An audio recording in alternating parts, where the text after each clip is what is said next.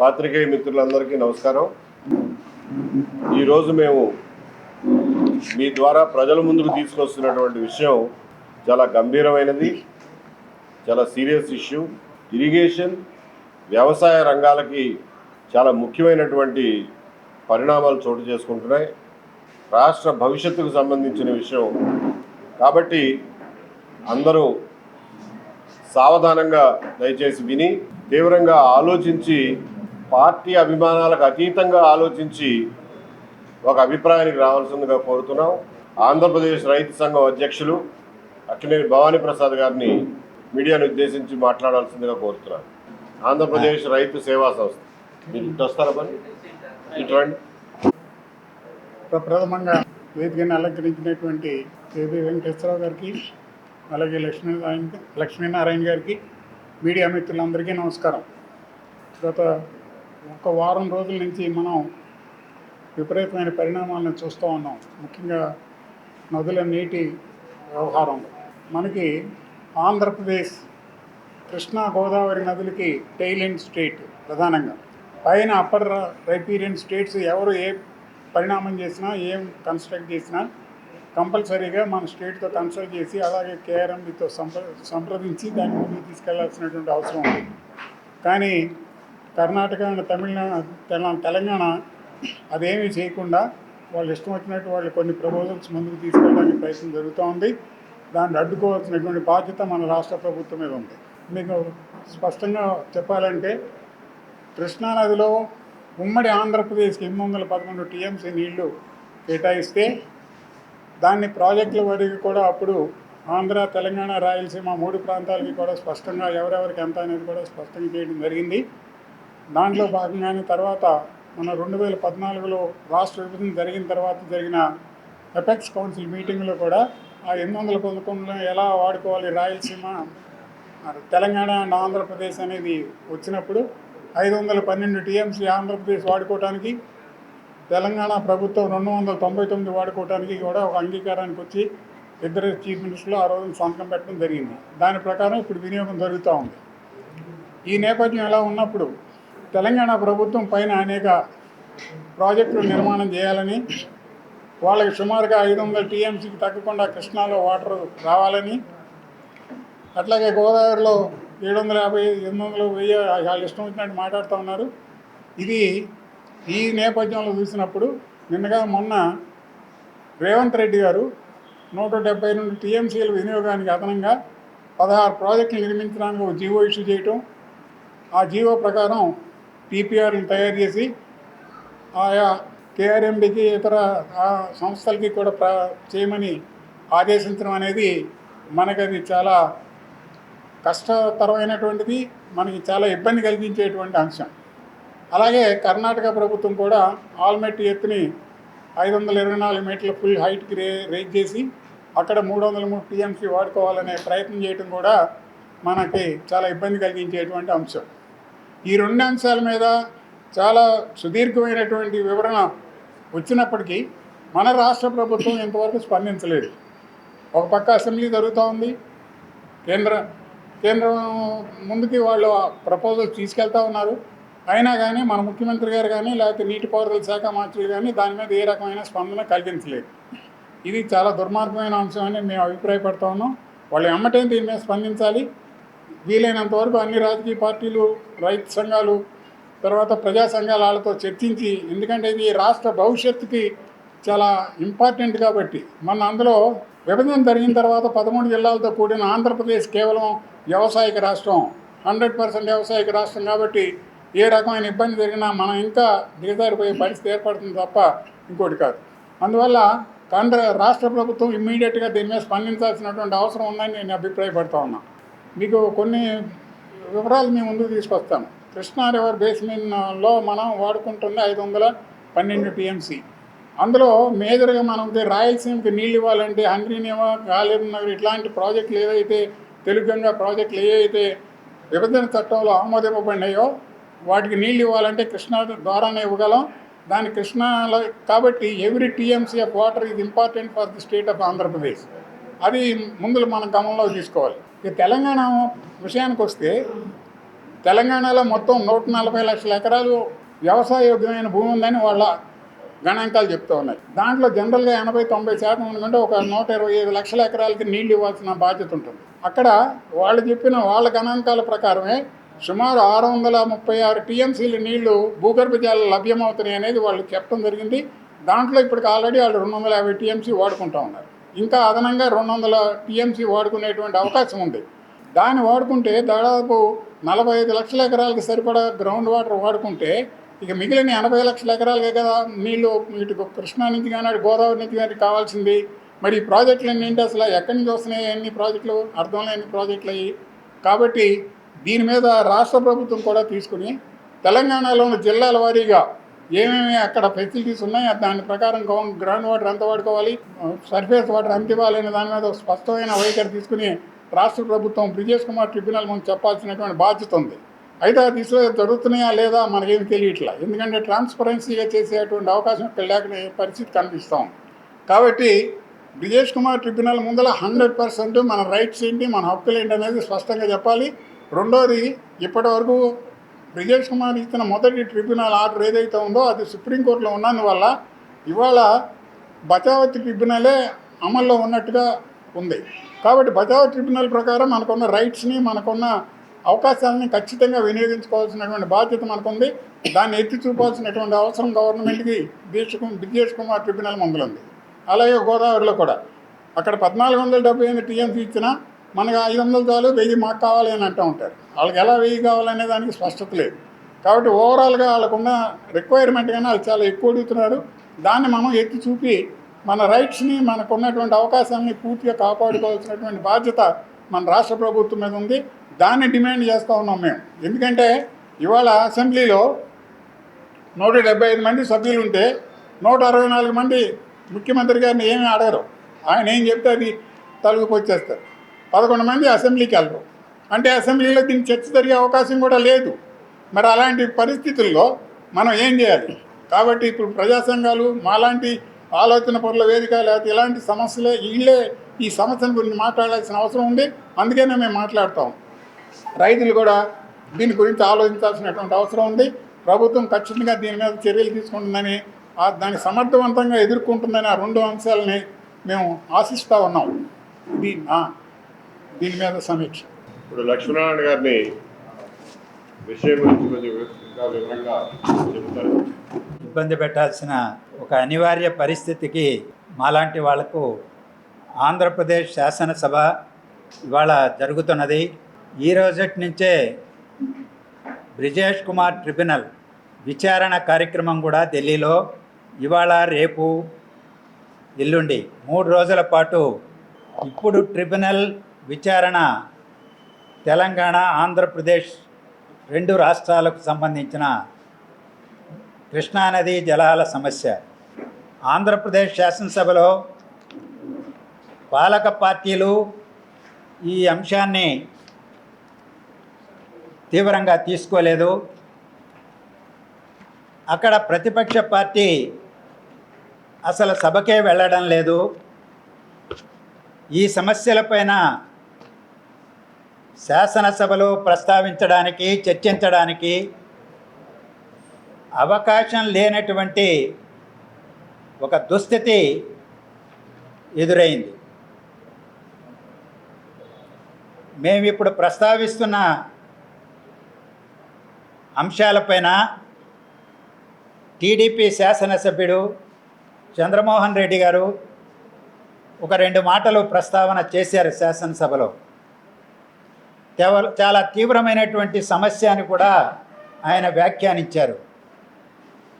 కానీ ప్రభుత్వం దాని మీద స్పందించకపోవడం అత్యంత శోచనీయం. రాష్ట్ర ముఖ్యమంత్రి చంద్రబాబు నాయుడు గారు జలవనరుల శాఖ పైన అంశంపైన ప్రత్యేకంగా శాసనసభలో ప్రసంగించారు. ఆయన ప్రసంగంలో ఒక్క మాట కూడా మేమిప్పుడు ప్రస్తావిస్తున్న అంశాలపైన లేకపోవడం విచారకరం.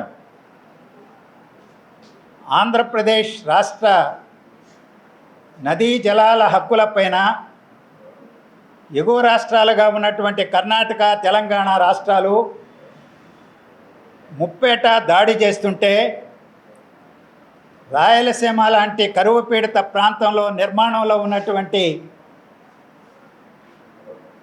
తెలుగు గంగ, గాలేరు హంద్రీనివా, వెలుగొండ ప్రాజెక్టుల భవిష్యత్తే అంధకారంలోకి నెట్టబడుతుంటే వాటిని తీవ్రంగా తీసుకోకపోవడం అర్థం కావడం లేదు.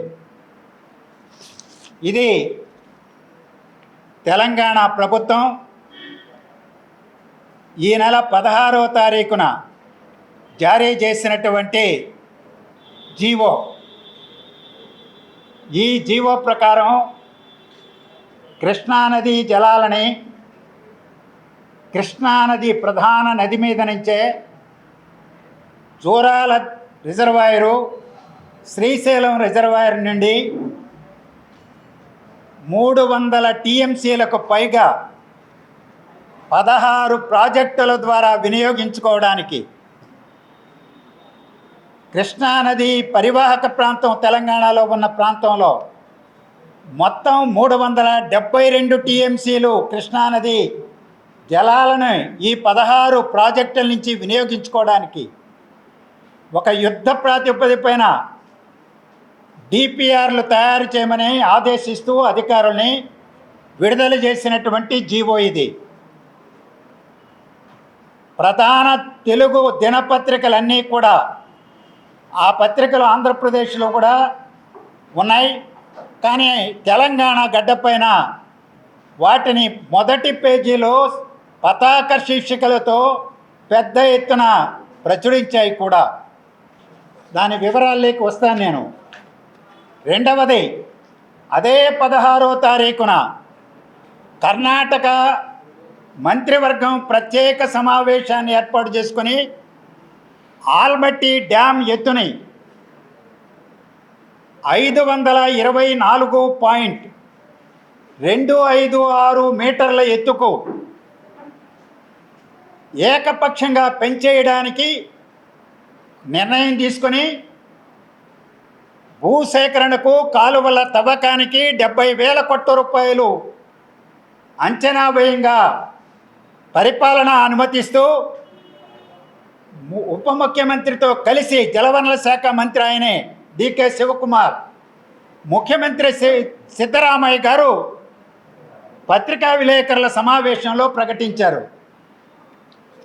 ఈ రెండు ఆంధ్రప్రదేశ్కు జీవన్మరణ సమస్యలు. వీటిపైన శాసనసభ సమగ్రంగా చర్చించి తీర్మానం చేసి కేంద్ర జలశక్తి మంత్రికి తక్షణం ఉత్తరం రాయాలని, కేంద్ర జల సంఘానికి ఫిర్యాదు చేయాలని మేము ఆలోచన పరుల వేదిక నుంచి డిమాండ్ చేస్తూ ఉన్నాం. ఈ మేరకు ఆంధ్రప్రదేశ్ ముఖ్యమంత్రి గారికి ఉత్తరం కూడా రాస్తున్నాము, ఇవాళే పంపిస్తాము. ఈరోజు మీరు అడగచ్చు, ఆల్మట్టి డ్యామ్ కడితే మనకేంటి నష్టమని. ఒక సుదీర్ఘమైనటువంటి చరిత్ర ఆల్మట్టి డ్యామ్ చుట్టూ ఉన్నది. బచావో ట్రిబ్యునల్ అమలులో ఉన్నటువంటి దాని ప్రకారం ఆల్మట్టి నారాయణపూర్ దగ్గర ఎగువ కృష్ణా ప్రాజెక్టులు అనబడే ఈ 2 ప్రాజెక్టుల కింద 173 టీఎంసీలు నికర జలాలను వినియోగించుకోవడానికి కర్ణాటకకు కేటాయించబడ్డాయి. ఆ నీటిని వినియోగించుకోవడానికి 519.6 మీటర్ల ఎత్తులో ఆల్మట్టిని నిర్మించుకుంటే సరిపోతుందని ఒకనాడు దేవగౌడ ప్రధానమంత్రిగా ఉన్నప్పుడు ఏర్పాటు చేసిన ఉన్నత స్థాయి కమిటీ, జ్యోతిబాసు గారి నాయకత్వంలో ఏర్పాటు చేసిన కమిటీ సిఫార్సు చేసింది. సుప్రీంకోర్టు 519.6 మీటర్ల ఎత్తులో కట్టుకోవాలి, అంతకు మించి కట్టడానికి వీల్లేదని తీర్పిచ్చింది. ఆ మేరకే సిడబ్ల్యూసి అనుమతించింది. కానీ ఇవాళ బ్రిజేష్ కుమార్ ట్రిబ్యునల్ ఒక అన్యాయమైనటువంటి దుర్మార్గమైనటువంటి తీర్పు 2010లో ఇచ్చింది. ఆంధ్రప్రదేశ్కు మిగులు జలాలను వినియోగించుకునే స్వేచ్ఛ బచావ్ ట్రిబ్యునల్ ఇస్తే ఆ మిగులు జలాలని లెక్కగట్టి 3 రాష్ట్రాలకి పంపిణీ చేస్తే 173 టీఎంసీలు అదనంగా మిగులు జలాల్లో కర్ణాటకకు కేటాయించి ఆ కేటాయించిన నీటిని ఆల్మట్టి దగ్గర వినియోగించుకోవడానికి వీలుగా బ్రిజేష్ కుమార్ ట్రిబ్యునల్ 524.25 మీటర్ల ఎత్తుకు పెంచుకోవడానికి కూడా అనుమతించింది. దానిపైన ఉమ్మడి ఆంధ్రప్రదేశ్ ప్రభుత్వం సుప్రీంకోర్టుకు పోతే ఆ తీర్పును అమల్లోకి రాకుండా స్టే విధించడం జరిగింది. ఈరోజు అమల్లోకి లేదు, బచావ్ ట్రిబ్యునల్ అమల్లో ఉన్నది. కర్ణాటక ప్రభుత్వం కేంద్ర ప్రభుత్వం మీద ఒత్తిడి తీసుకొస్తున్నది దాన్ని వెంటనే నోటిఫై చేయమని. వాళ్ళు నోటిఫై చేయడానికి సుప్రీంకోర్టులో స్టే ఉంది కాబట్టి చేయలే. కానీ సిద్ధరామయ్య ప్రభుత్వం, అది కాంగ్రెస్ ప్రభుత్వం, ఒక జాతీయ పార్టీ అధికారంలో ఉన్నది. ఆ పార్టీ ఈరోజు ప్రత్యేక మంత్రిమండలి సమావేశం ఏర్పాటు చేసి బ్రిజేష్ కుమార్ ట్రిబ్యునల్ నోటిఫై చేయకపోయినా, సిడబ్ల్యూసీ అమలు చేయకపోయినా సుప్రీంకోర్టు తీర్పుకు వ్యతిరేకంగా 524.256 మీటర్లకు పెంచేస్తాం, 303 టీఎంసీలను వినియోగించుకుంటాం. దానికోసం 75,000 ఎకరాలను ట్రిబ్యునల్ తీర్పుకు వ్యతిరేకంగా భూసేకరణ ఆల్మట్టి డ్యాము నీటిని ఎక్కువగా పెంచడానికి సేకరించబోతున్నామని కూడా ప్రకటించారు. అంటే చట్టాలంటే, సుప్రీంకోర్టు తీర్పులంటే కర్ణాటక ప్రభుత్వానికి ఈరోజు గౌరవం లేదా? రాహుల్ గాంధీ గారిని ప్రశ్నిస్తున్నాం. చాలా విషయాలు మాట్లాడుతున్నారు మీరు. మరి ట్రిబ్యునల్ తీర్పులకు వ్యతిరేకంగా, సుప్రీంకోర్టు తీర్పుకు వ్యతిరేకంగా, చట్ట వ్యతిరేకంగా కాంగ్రెస్ ప్రభుత్వం ఇవాళ కర్ణాటక ప్రభుత్వం ఆలబట్టి ఎత్తున పెంచితే మాట్లాడరా అని అడుగుతున్నా నేను. ఈ రాష్ట్రంలో ఉన్న కాంగ్రెస్ పార్టీ నాయకులు మాట్లాడరని అడుగుతున్నాం. ఇదే షర్మిల గారు తెలంగాణలో పార్టీ పెట్టినప్పుడు తెలంగాణ నీటి హక్కులను రక్షించడానికి ప్రాణత్యాగానికి సిద్ధమన్నారు. మరి ఈరోజు పిసిసి ప్రెసిడెంట్ ఆమె ఎందుకు మాట్లాడడం లేదని అడుగుతున్నాం మేము. అలాగే జగన్మోహన్ రెడ్డి గారు కర్నూలులో జలదీక్ష నిర్వహించావు, కానీ ఈరోజు ఏం చేశావు? ఎందుకు మాట్లాడడం లేదని అడుగుతున్నాం. ప్రభుత్వంలో ఉన్న కూటమి పార్టీలు, ముఖ్యమంత్రితో సహా, జలవనరుల శాఖ మంత్రితో సహా ఎవరు మాట్లాడరా? లేకపోతే ఈ పార్టీలు నాయకులు మాట్లాడరా? ఆంధ్రప్రదేశ్ నీటి హక్కులు ఏ విధంగా పరిరక్షించబడాలి, కరువు పీడిత రాయలసీమ నీటి అవసరాలు, ఆ మిగులు జలాల ఆధారంగా నిర్మిస్తున్న ప్రాజెక్టుల భవిష్యత్తు ఏంటో ఆలోచించరా? మీకు రాజకీయాలు ఎందుకు అని అడుగుతున్నాం మేము. ఎందుకు మీకు రాజకీయాలు? ఒకటి. ఇక తెలంగాణ కూడా కాంగ్రెస్ పార్టీ అధికారంలో ఉన్నది. ఈరోజు ఒకవైపున సుప్రీంకోర్టులో బ్రిజేష్ కుమార్ ట్రిబ్యునల్ విచారణలో ఉన్నది. 2 రాష్ట్రాల మధ్య కృష్ణా జలాల సమస్య, అదే బ్రిజేష్ కుమార్ ట్రిబ్యునల్ ఇప్పుడు విచారణ జరుపుతున్నది. నేను ముందే ప్రస్తావించా, ఈరోజు విచారణ జరుగుతున్నది. ఇప్పటికీ 15 రోజులు తెలంగాణ అనే వాదనలు వినిపించింది. వినిపించుకోండి, సాధించుకోండి మీరు చేతైతే. కానీ ఆ ట్రిబ్యునల్ విచారణ జరుగుతూ సుప్రీంకోర్టులో వ్యాజ్యం నడుస్తున్న పూర్వరంగంలోనే మాకు 9 టీఎంసీలు కృష్ణా నది జలాలలో కావాలంటూ ట్రిబ్యునల్ ముందు వాదిస్తున్న ప్రభుత్వం ఎన్ని నీళ్ళండి? బ్రిజేష్ కుమార్ ట్రిబ్యునల్ కేటాయించింది 1005. 1005లో 904 తెలంగాణకే కావాలంట. బచావ్ ట్రిబ్యునల్ కేటాయించింది 811. 811కు మించి 904 టీఎంసీలు తెలంగాణకు కావాలంట. మీకు ఎలా వస్తాయి ఇవి? మీరు ఎక్కడ వాడుకుంటారని ట్రిబ్యునల్ అడిగిందంట. ఇదిగో ఉన్న ప్రాజెక్టులకు 300 టీఎంసీలు వినియోగంలో ఉన్నాయి. నిర్మాణంలో ఉన్న పాలమూరు, రంగారెడ్డి ఇతర ప్రాజెక్టులకు ఇదిగో ఈ నీళ్లు. ప్రతిపాదనలో ఆలోచనలో ఉన్న వాటికి ఈ నీళ్ళని కాకి లెక్కలు చెప్పారంట. ఆ కాకి లెక్కలను వాస్తవం చేసి పేపర్ మీద చూయించడం కోసమే ఈ జీవో విడుదల చేశారు. ఇదిగో ఈ జీవో ప్రకారం ఈ ప్రాజెక్టులు నిర్మించదలపెట్టాం. ఆ ప్రాజెక్టుల నిర్మాణానికి ఆ నీటికి ఈ 372 టీఎంసీలు కావాలని జీవో. ఈ జీవోని తీసుకెళ్ళి ఇవాళ ట్రిబ్యునల్ ముందు అందజేయబోతున్నారట. ముఖ్యమంత్రి రేవంత్ రెడ్డి గారే ప్రకటించారు. మరి 904 టీఎంసీలు తెలంగాణ తీసుకొని ఆలమట్టి ద్వారా 303 టీఎంసీలు కర్ణాటక తీసేసుకుంటే ఇక కర్ణాటక నుంచి తెలంగాణ నుంచి శ్రీశైలం ఒక చుక్క నీరు వస్తాయని అడుగుతున్నా నేను. ఒక చుక్క నీరు వస్తాయా? ఈ రేవంత్ రెడ్డి గారు చెప్తున్నారు ప్రభుత్వం కృష్ణా డెల్టాకి ఇవ్వద్దు, సాగర్ కుడి ఎడమ కాలువలకి ఇవ్వద్దు, లేకపోతే శ్రీశైలం కుడి బ్రాంచ్కి ఇవ్వద్దు, నిర్మాణంలో ఉన్న ప్రాజెక్టులకు ఇవ్వద్దు. అవన్నీ గుండ్లకమ్మ, పెన్న, ఇతర నదుల బేసిన్లో ఉన్నాయి, కృష్ణా బేసిన్లో లేవని మొత్తం బ్రిటిష్ వాళ్ళ కాలం నుంచి నిర్మించిన ప్రాజెక్టులు కూడా నీళ్ళు ఇవ్వద్దు, 904 మాకు ఇవ్వమని అడుగుతుంటే ఇంతకంటే సీరియస్ సమస్య, ఇంతకంటే జీవన్మరణ సమస్య ఆంధ్రప్రదేశ్కు ఉన్నదా ముఖ్యమంత్రి గారు? ఉన్నదా అని నేను అడుగుతున్నా. అందుకని జగన్మోహన్ రెడ్డి గారు శాసనసభకి వెళ్ళి ప్రశ్నించే నైతిక హక్కు ఆయనకి లేదు, కోల్పోయాడు.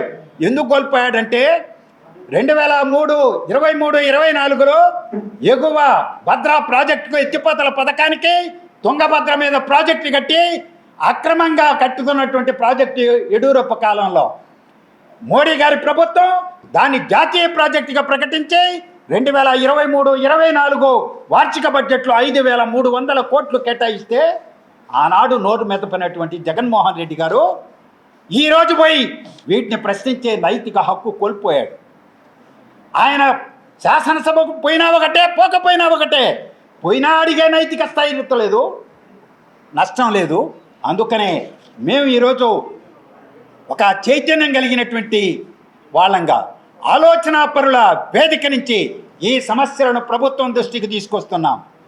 వాటిని ఆలకించండి, తక్షణం శాసనసభలో చర్చించండి, తీర్మానం చేసి పైకి పంపించమని, వాటికి కట్టడి కట్టాలా, కళ్ళెం వేయాలని డిమాండ్ చేస్తున్నాం. ఇక చిన్న విషయాలు 2 మాట్లాడి నేను సెలవు తీసుకుంటాను. ఈరోజు పోతిరెడ్డిపాడు నుంచి వరదలు వస్తున్నాయి, సముద్రంలోకి వెళ్తున్నాయి, ఇప్పటికి 900 టీఎంసీలు వెళ్ళాయని చెప్పుకుంటున్నారు ముఖ్యమంత్రి గారు. నిజమే. అందులో 310 టీఎంసీలు తుంగభద్ర నుంచి సుంకేసలు దాటి శ్రీశైలంకి వచ్చిన నీళ్లు కూడా ఉన్నాయి. కానీ ఈరోజు హంద్రేనివాకి ఎన్ని నీళ్ళు తీసుకెళ్లారు? మీరు గేట్లు ఎత్తే 2 నెలలు గడిచిపోయింది.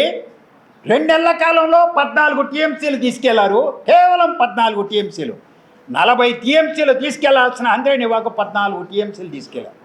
అలాగే పోతిరెడ్డిపాడు నుంచి నీళ్ళు తీసుకెళ్ళి కుందూలో పడేసి పెన్నా చేర్చి సోమశిల కండలేరుకు తీసుకెళ్తున్నారు. ఆ తీసుకెళ్లేటప్పుడు కుందు లోయలో పంట పొలాలన్నింటినీ నష్టానికి గురి చేశారు. నెత్తి నోరు కొట్టుకుంటున్నారు నంద్యాల జిల్లా వాళ్ళు. ఎస్ఆర్బిసి ప్రధాన కాలువ కింద ముప్పు, కాలువల్లో నిర్వహణ లేదు, కుందు నదికి దగ్గర వరదలు, వర్షం లేకపోయినా వరదలు వచ్చినాయి, పంటలు నష్టమైంది. మాకు నష్టపరిహారం ఇవ్వకండి మహాప్రభువుని నంద్యాల కలెక్టర్ కార్యాలయం దగ్గర ఆందోళన చేస్తున్నారు. శాసనసభలో ప్రస్తావన చెయ్యరా? ఉపశమనం ఉండదా ఆ రైతులకి? అందుకని ఈ అన్ని సమస్యలపైన మీరేమో అంతా బాగుంది, రాష్ట్రంలో వర్షాలు తక్కువైనా నీళ్లు పైనుంచి వస్తున్నాయి, రిజర్వాయర్లు నింపాం, చెరువులు నింపాం, సముద్రంలోకి నీళ్ళు వెళ్తున్నాయి అని మీరు చెప్పి రాష్ట్ర ప్రజలను మాయ చేసేకంటూ కార్యక్రమం చేయకండి.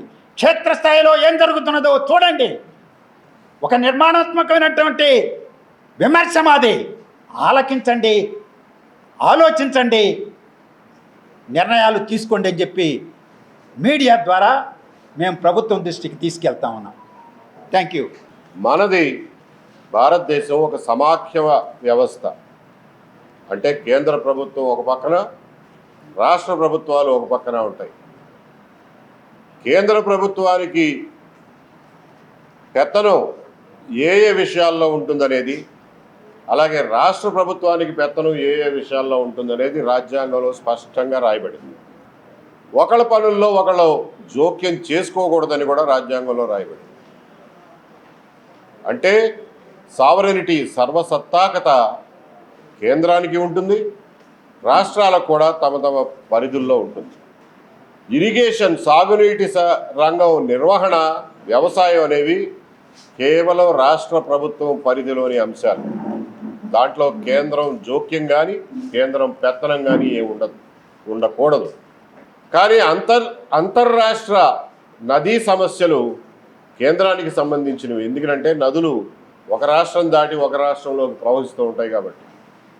అందుకనే అంతర్రాష్ట్ర నదుల్లో ఉన్న నీళ్లని రాష్ట్రాలు ఎలా పంచుకోవాలి అని ప్రతి 20 ఏళ్లకి 30 ఏళ్లకి ఒకసారి ట్రిబ్యునళ్ళు వేసి ఈ రాష్ట్రాల మధ్యన పంపకాలు చేస్తారు. ఆ చేసిన పంపకాలని అందరికీ ఆమోదయోగం అయితే కేంద్ర ప్రభుత్వం నోటిఫికేషన్ జారీ చేస్తుంది. ఆ నోటిఫికేషన్ జారీ చేసింది ఫైనల్. దాన్ని ఇంకా ప్రశ్నించడానికి వీల్లేదు. అది సుప్రీంకోర్టు డిక్రీతో సమానం. దాని మీద ఇంక అప్పీల్ ఉండదు. ఇలాంటి నోటిఫికేషన్ మనకి చివరిసారిగా 1976లో బచావత్ ట్రిబ్యునల్ యొక్క తీర్పు నోటిఫికేషన్ జారీ అయింది. అంటే ఆ తీర్పు ఫైనల్. దాన్ని ఎవరు వ్యతిరేకించడానికి వీల్లేదు, ఉల్లంఘించడానికి వీల్లేదు. అది శాసనం. ఆ తర్వాత జరిగిన బ్రజేష్ కుమార్ ట్రిబ్యునల్ ఇచ్చినటువంటి తీర్పు 2010లో ఏదైతే తీర్పు ఇచ్చారో దాని మీద ఉమ్మడి ఆంధ్రప్రదేశ్ రాష్ట్రం తీవ్ర అభ్యంతరాలు వ్యక్తం చేసి సుప్రీంకోర్టులో స్టే తీసుకొచ్చింది. గత 13 సంవత్సరాలుగా ఆ స్టే కొనసాగుతోంది. ఆ కేసు ముందుకు వెళ్ళట్లేదు, వెనక్కి వెళ్ళట్లేదు. కాబట్టి దాని మీద స్టే ఉంది కాబట్టి నోటిఫికేషన్ రాలా, అది శాసనం కాలా. కాబట్టి ఈ రోజుకి మనం అందరం కృష్ణానది జలాలను వాడుకోవాల్సిన రాష్ట్రాలన్నీ ఖచ్చితంగా పాటించాల్సినటువంటి తీర్పు కేవలం బచావత్ ట్రిబ్యునల్ ఇచ్చినటువంటి తీర్పు మాత్రమే. ఆ తీర్పు ప్రకారం ఏ రాష్ట్రానికి ఎన్ని నీళ్లు వాడుకునే హక్కు ఉంటే అన్ని నీళ్లు వాడుకోండి. అందులో ఎవ్వరూ అభ్యంతరం పెట్టరు. కానీ స్టేలో ఉన్నటువంటి బ్రజేష్ కుమార్ ట్రిబ్యునల్ ఇచ్చిన తీర్పులోని కొన్ని అంశాలని స్టే తొలగకుండానే, సుప్రీంకోర్టు తన తుది తీర్పు ఇవ్వకుండానే మేము అమలు చేసేస్తాం, మేము ప్రాజెక్టులు కట్టేస్తామంటే అది రాజ్యాంగ విరుద్ధం అవుతుంది. అది ఖచ్చితంగా రాజకీయ క్రీడా విన్యాసమే తప్ప ఇది రైతులకు కానీ వాళ్ళ రాష్ట్రాల్లో ప్రజలకు ప్రయోజనం చేసేటటువంటి పని ఏమాత్రం కాదు. ముందు ప్రజలు గుర్తించాల్సింది ఇది. కర్ణాటక ప్రభుత్వం వాళ్ళ రాజకీయ అవసరాల కోసం ఆల్మట్టి ఎత్తుని 519 నుంచి 524 చేస్తాం, 70,000 కోట్లు ఖర్చు పెట్టి ఇంకా భూమిని సేకరించి నీళ్లు నిల్వ చేస్తామని అంటే అది కేవలం రాజకీయాల కోసం మాట్లాడే విషయమే తప్ప దానికి ఏమాత్రం చట్టబద్ధత లేదు, అది అమలు అయ్యే ప్రసక్తి లేదు. దీని మీద కిందున్నటువంటి రాష్ట్రాలు అభ్యంతరాలు వ్యక్తం చేసి స్టే తెచ్చుకోవాల్సిన అవసరం ఉంది.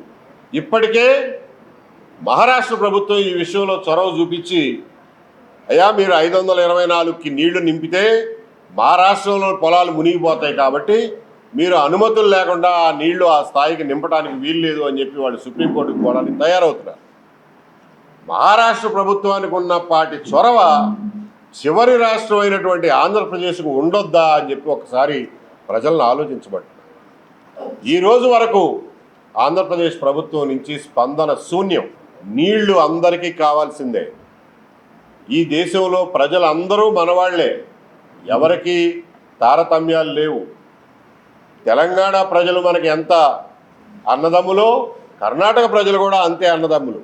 కానీ మీ రాజకీయ ప్రయోజనాల కోసం ప్రత్యర్థి పార్టీల మీద ఒక పై ఎత్తు సాధించుతామనే అపోహలతో ప్రజలను మభ్యపెట్టొద్దని చెప్పి ఈ రాష్ట్ర ప్రభుత్వాలను కోరుతున్నాం.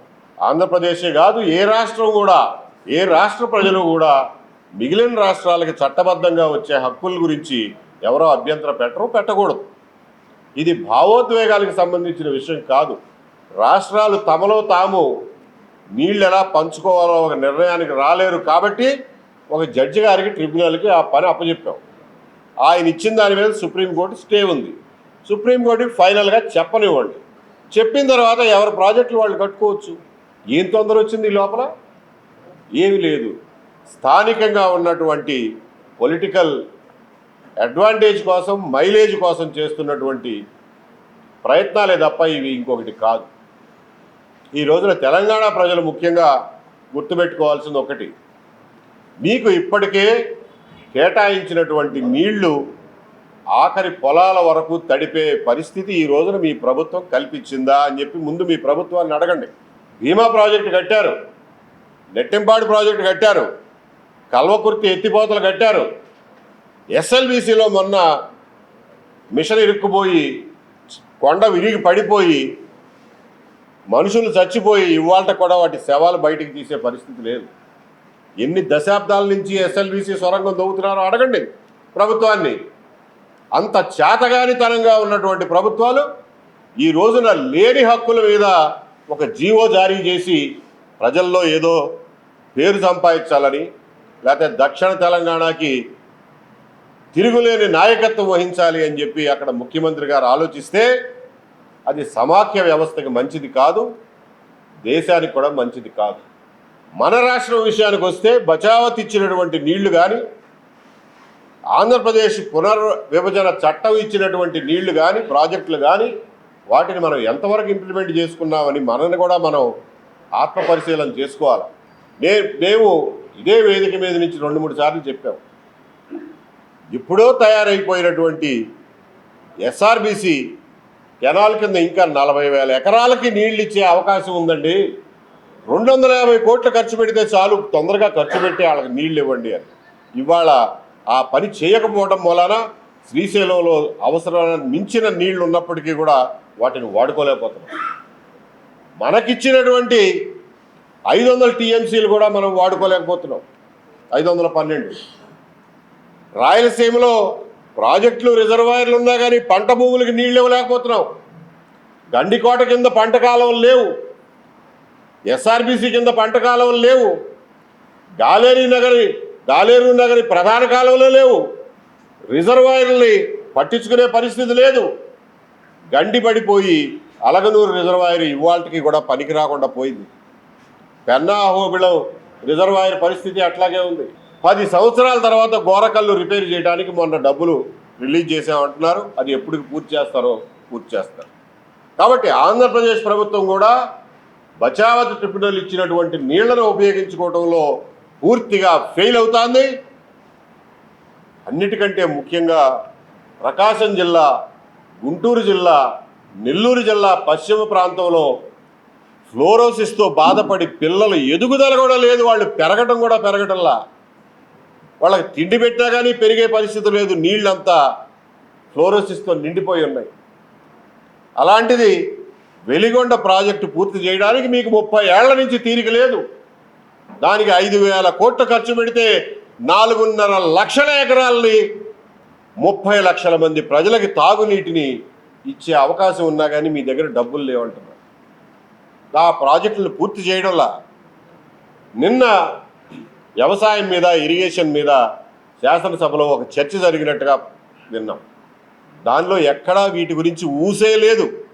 ఎప్పటికి పూర్తి చేస్తారో లేదు. అదేమంటే అన్ని పునాదిరాళ్ళు నేనే వేశాను, అన్నీ నేనే పూర్తి చేస్తాను అంటారే తప్ప ఏది పూర్తి చేస్తారో, ఎప్పటికి పూర్తి చేస్తారో ఏ వివరాలు ఇవ్వలేదు. ఎంత ఖర్చు పెట్టబోతున్నారో వివరాలు లేవు. వెలిగొండ ప్రాజెక్టు పూర్తి అవ్వకపోతే వచ్చే నష్టం ఆ ఎదగని పిల్లల్ని తల్లిదండ్రులు కానీ, సమాజం కానీ ఎలా భరించాలి అని చెప్పి అడుగుతున్నారు. ఇది మన పరిస్థితి, తెలంగాణ పరిస్థితి అది, కర్ణాటకలో పరిస్థితి అది. కాబట్టి మేము మొదటి నుంచి చెబుతున్నది ఇదే, నీళ్ళు అనేవి చాలా ప్రెషియస్, విలువైనవి. వ్యవసాయం మనకు ముఖ్యమైనటువంటి ఆదాయ వనరు, ముఖ్యంగా ఆంధ్రప్రదేశ్లో. తెలంగాణ కంటే హైదరాబాద్ ఉంది. ఆంధ్రప్రదేశ్కి వ్యవసాయం ప్రధానమైనటువంటి ఉపాధి రంగం. ఇక్కడ వ్యవసాయం కోసం ఖర్చు పెట్టకుండా మేము అది చేసేస్తాం, ఇది చేసేస్తాం అంటే ప్రజలకి జీవనోపాధి ఎక్కడి నుంచి తీసుకొస్తారు అని చెప్పి అడుగుతున్నారు. ఇవేమీ పట్టించుకోకుండా మీకు ప్రాజెక్టులు మీరు కట్టుకోండి, మా ప్రాజెక్టులు మేము కట్టుకుంటాం, మేము అభ్యంతరం పెట్టామని చెప్పడానికి ఈ ప్రభుత్వానికి కానీ ముఖ్యమంత్రి గారికి కానీ ఏమాత్రం హక్కు లేదు అని సవినయంగా మనం చేస్తున్నాం. ఇది ఆయన సొంత ఆస్తి కాదు. ఆంధ్రప్రదేశ్ 4 కోట్ల మంది ప్రజల నీటి హక్కుల సమస్య. ఇదేమి సుబ్రహ్మరెడ్డి గారికి 5,700 కోట్లు రుణం మాఫీ చేసిన విషయం కాదు. ఇది వ్యక్తిగతమైన విషయం కాదు, ప్రజల భవిష్యత్తుకు సంబంధించిన విషయం.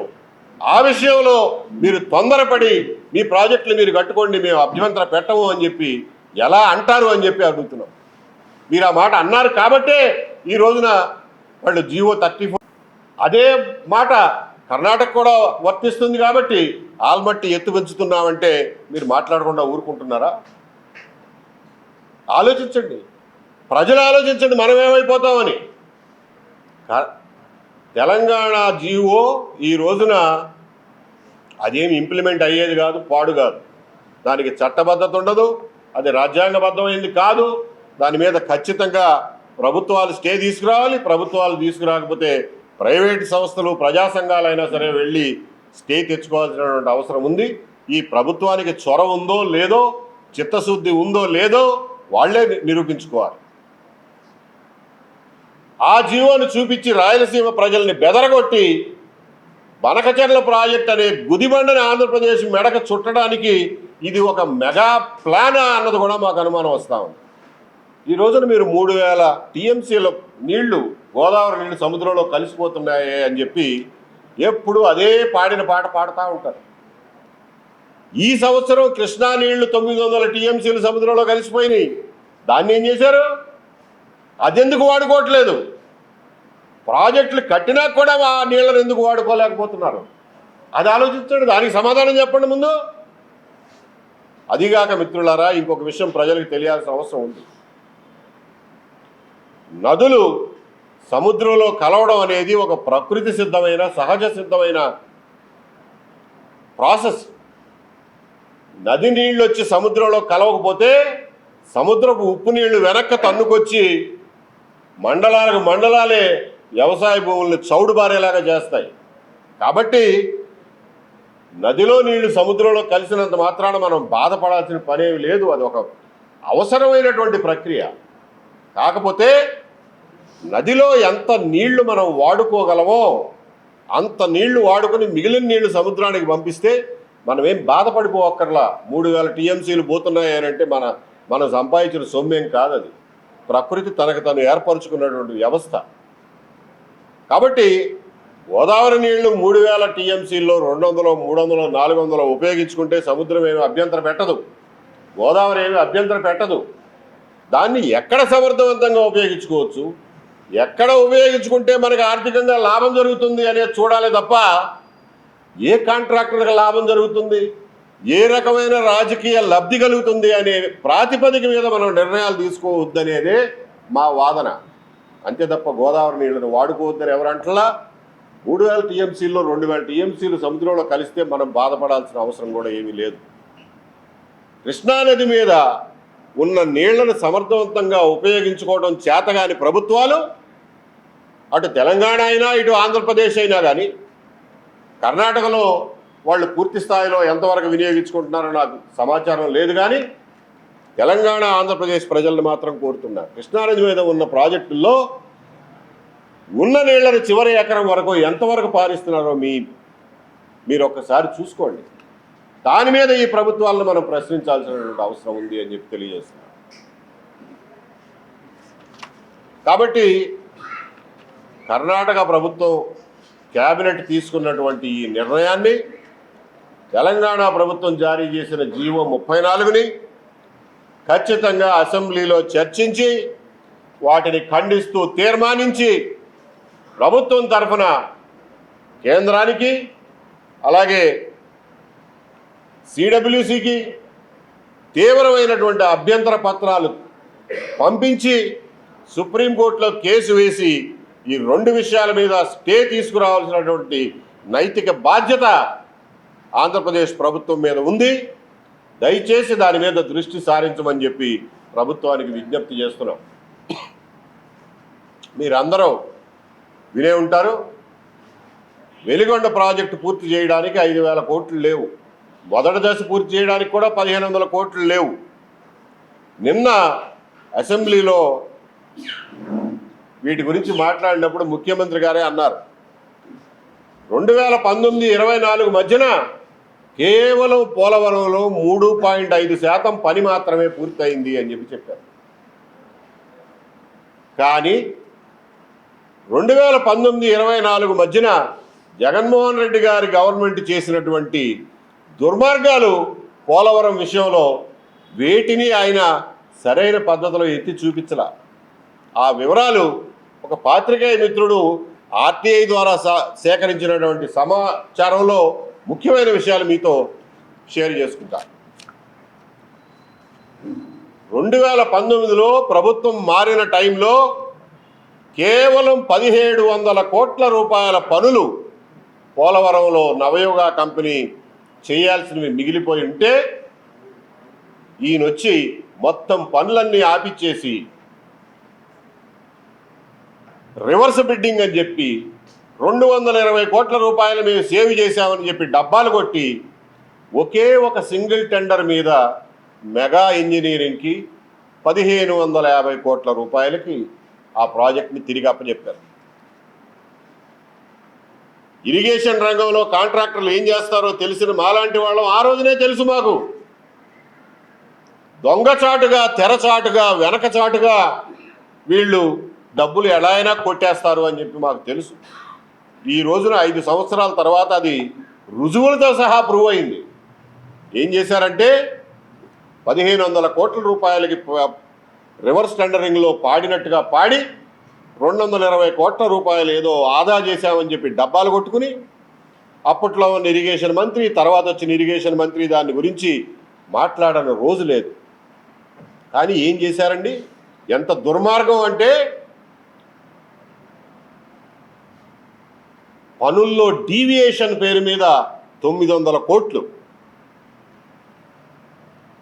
పనుల్లో ఎక్స్టెన్షన్ అంటే కొత్త పనులు పేరు మీద 600 కోట్లు. ఆయన చేసిన దుర్మార్గం వల్ల కొట్టుకుపోయిన ఎగువ కాఫర్ డ్యాము నింపటానికి స్కౌరింగ్ అంటారు టెక్నికల్గా, స్కౌరింగ్ పనుల పేరు మీద 1,600 కోట్ల రూపాయలు కాంట్రాక్టు ఆమోదించి మెగా ఇంజనీరింగ్ ఇచ్చారు.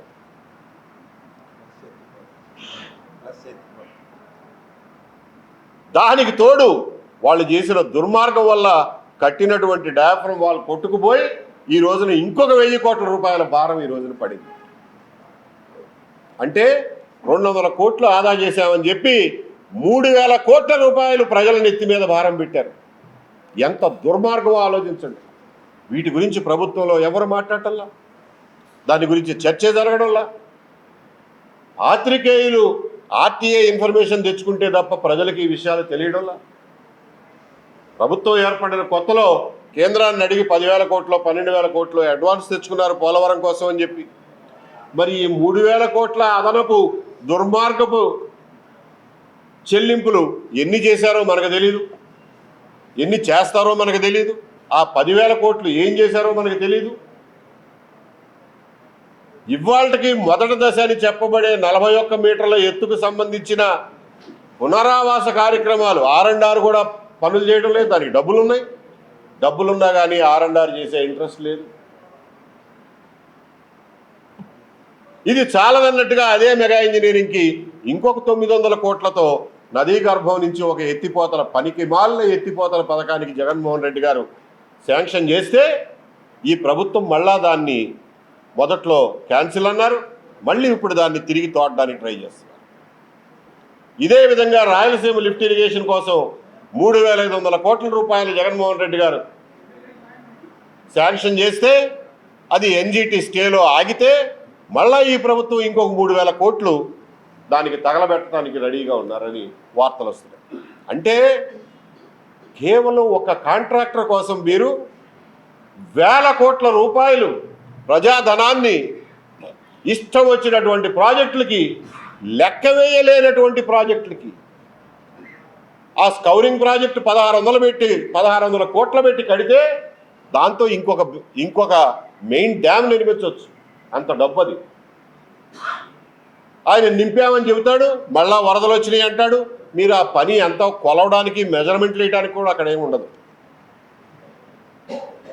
ఈ రకంగా ఇరిగేషన్కి సంబంధించిన అటువంటి డబ్బులను దుబారా చేస్తూ అవసరమైనటువంటి R&R పనులు చేపట్టకుండా ప్రాజెక్టు పూర్తయ్యే అవకాశం ఉందో లేదో అనే అయోమయంలో ఈ రోజున నెడుతూ మేము సంవత్సరానికి మొత్తం 60,000 కోట్లు ఖర్చు చేస్తాం ఇరిగేషన్ మీద అంటున్నారు.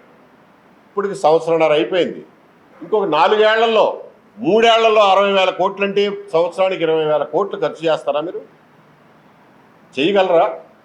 చేసినా కానీ ఇటువంటి దొంగ పనులు, దొంగ కాంట్రాక్టులు, పనికిమాలిన లిఫ్ట్ ఇరిగేషన్లకి ఖర్చు పెడతారా?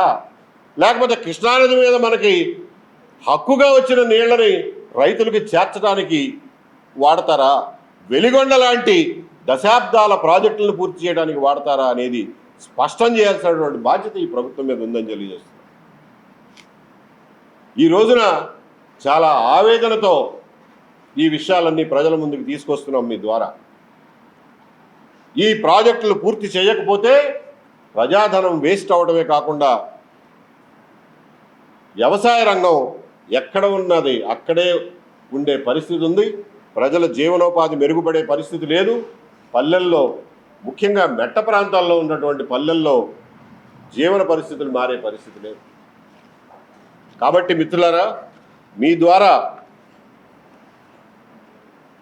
ప్రభుత్వానికి విజ్ఞప్తి చేస్తున్నది ఏమిటంటే, కర్ణాటక ప్రభుత్వం తీసుకున్న నిర్ణయం మీద, తెలంగాణ ప్రభుత్వం జారీ చేసినటువంటి జీవో మీద తక్షణం ప్రభుత్వం స్పందించి వాటి మీద స్టే తీసుకురావాల్సిన అవసరం ఉంది.